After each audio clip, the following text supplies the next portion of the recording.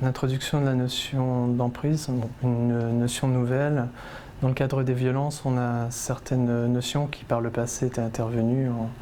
Nous avions eu dans le cadre de la relation de couple le devoir de respect.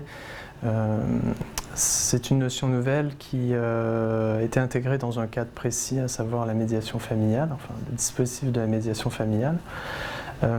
Cette notion n'a pas été définie par le législateur, ce qui laisse une liberté d'appréciation pour le juge lorsqu'il l'appréhende. L'hypothèse dans laquelle ce dispositif serait utilisé, c'est dans le cas où le juge aux affaires familiales se rendrait compte d'une situation percevrait une situation d'emprise de la part d'un parent à l'encontre de l'autre ou d'un époux à l'encontre de l'autre. Et dans ce contexte-là, ça pourrait en fait le conduire à ne pas enjoindre ou ne pas proposer de médiation familiale qui induirait des rapports déséquilibrés.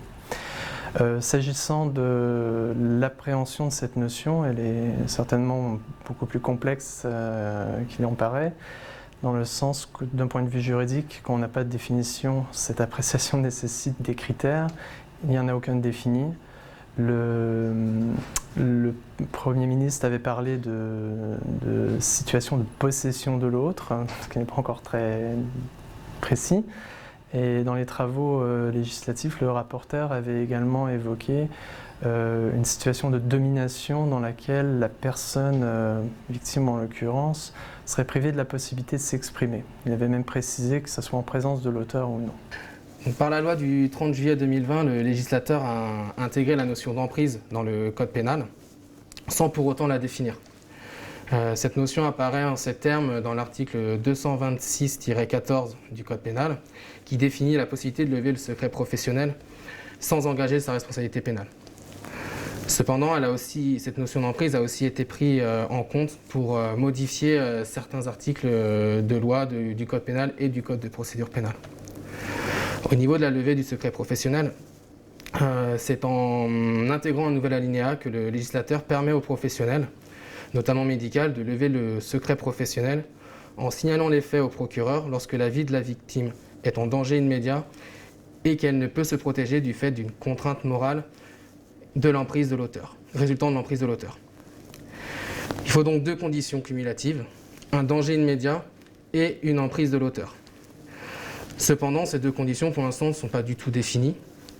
Il faudra attendre l'application faite par la jurisprudence de ces deux conditions pour vraiment savoir jusqu'où la levée du secret professionnel peut être étendue.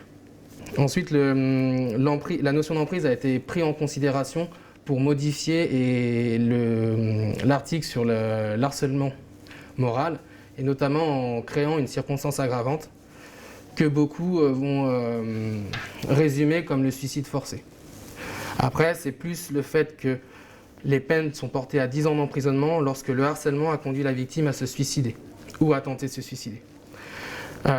Cette notion d'emprise n'est pas mentionnée explicitement, mais lorsque des actes répétés ayant pour conséquence une dégradation de la santé jusqu'au point où la victime se suicide montrent que l'auteur avait une domination sur la victime, et c'est dans cet objectif de sanctionner cette domination que cette circonstance aggravante a été créée. Encore une fois, pour savoir si vraiment comment sera prise en considération cette notion d'emprise, il faudra attendre de voir la jurisprudence et l'application par celle-ci de la loi. Du côté du code de procédure pénale, là cette fois c'est plus au niveau de la médiation pénale, qui est une sanction où on essaye de trouver un accord à l'amiable entre la victime et l'auteur.